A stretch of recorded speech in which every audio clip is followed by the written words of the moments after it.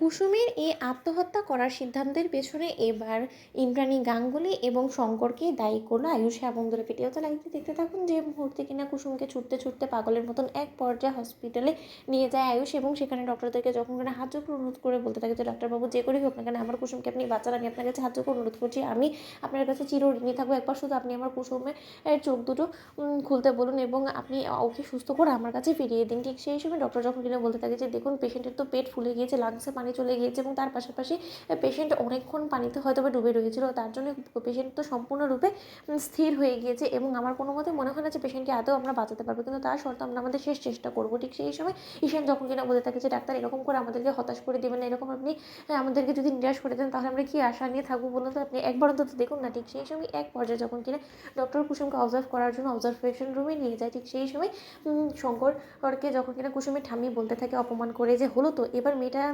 মৃত্যুকেই বেছে নিয়েছে, এবার নিশ্চয়ই তোর শান্তি হয়েছে শঙ্কর, এবার তুই বরঞ্চ যা গিয়ে বিষ খেয়ে মরে যা। ও না না, তোর তো আবার অপেক্ষা করতে হবে, কারণ মেয়ের শেষকৃত্য তো তোকেই সম্পন্ন করতে হবে, তাই না? ঠিক সেই সময় আয়ুষ যখন কিনা বলতে থাকে যে না, যদি কুসুম আজকে মরেও যায় তাহলে কুসুমের শেষকৃত্য সম্পন্ন করার জন্য ওর স্বামী ঠায় দাঁড়িয়ে আছে এবং কুসুমের শেষ যাত্রা সঙ্গীও আমিই হব, এবং তার পরবর্তীতে শঙ্কর কাকা তুমি না বরঞ্চ আমি বিষ খেয়ে মরে যাবো, কারণ কুসুমকে ছাড়া তো আয়ুষ কোনো মতে বাঁচতে পারবে না, আয়ুষের জীবন কুসুমকে ছাড়া অসম্পূর্ণ এবং মরতে হলে আয়ুষ মরবে, তুমি এবং মা তোমরা কেন মরবে বলো তো? তোমাদের তো রীতিমতো আনন্দ করার ওঠা দরকার, কারণ তোমরা যেটা চেয়েছিলে সেটার জন্য কিনা তোমরা সেই প্রথম দিন থেকে আমাদের বিয়ের দিন থেকে বলে এসেছিলে, ওকে উস্কাচ্ছিলে, সেটা অবশেষে ও করেছে এবং তোমরা তোমাদের প্ল্যানে সাকসেসফুলও হয়েছে, এবার তো তোমাদের আনন্দ করা উচিত। সেটা না করে তোমরা হসপিটালে কী করছো বলো তো? তোমরা বেরিয়ে যাও, তোমাদেরকে আমি দু চোখে সহ্য করতে পারছি না, তোমরা শুনতে পাচ্ছ না? তোমরা এতটা নির্লজ্জ বেহায়া কী করে হয়ে গেলে বলো তো?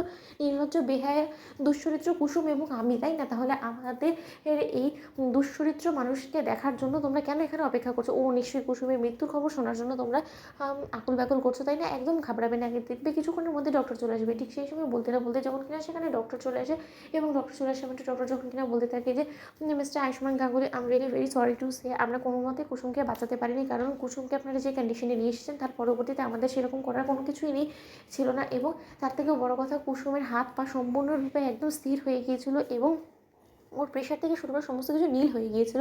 এর পরবর্তীতে আমরা আমাদের যতটুকু চেষ্টা করার করেছিলাম, কিন্তু তাতে আমরা তাকে খুব বাঁচাতে পারিনি এবং আমাদের চেষ্টা সম্পূর্ণরূপে বৃথা করে দিয়ে সে ঈশ্বরের কাছে চলে গিয়েছে। ঠিক সেই সময় কুসুমকে মৃত ঘোষণা করা মাত্র যখন আয়ুষ চিৎকার করে ওঠে এবং ইন্দ্রাণী গাঙ্গুলি যখন কিনা বলতে থাকে যে ডক্টর আপনারা আপনাদের মতো করে চেষ্টা করেছেন ঠিক আছে, কিন্তু তাই বলে কোনো কিছুই করে উঠতে পারেনি, সেটা কেন বলছেন বলুন তো? আপনারা তো আপনাদের মতো করে যথেষ্ট চেষ্টা করেছেন, তাই না? ঠিক সেই সময় আয়ুষ যখন কিনা বলতে থাকে যে আজকে আমার স্ত্রীর মৃত্যুর জন্য সম্পূর্ণরূপে ইন্দ্রাণী গাঙ্গুলি আপনি দায়ী এবং এর জন্য আমি আপনাকে কোনোদিনও ক্ষমা করবো না। তো বন্ধুরা, ভিডিওটি ভালো লেগে থাকলে লাইক কমেন্ট শেয়ার করে সাবস্ক্রাইব করতে ভুলো না।